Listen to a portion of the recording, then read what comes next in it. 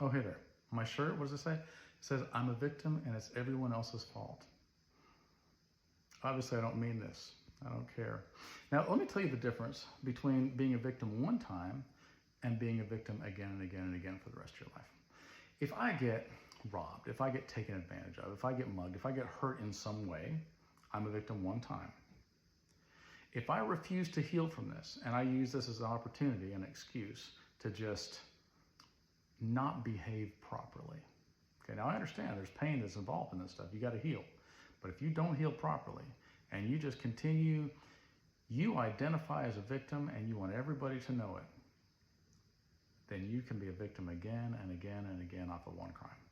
Or you can choose to forgive and to heal and be a victim one time. That one time, that's not your fault.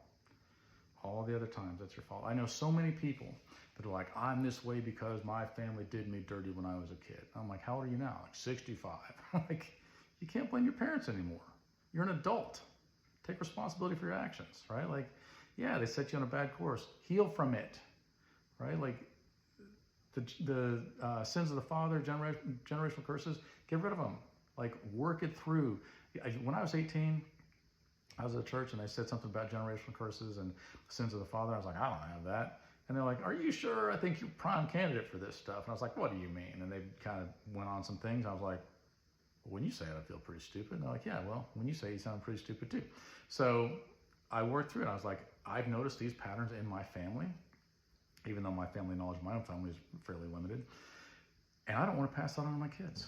And so I'm going to work through this so that I don't. Now, a big problem too is that oftentimes if a parent is a hypocrite, then they make kids that are hypocrites. For example, let's say there's a parent and they're like, you shouldn't smoke.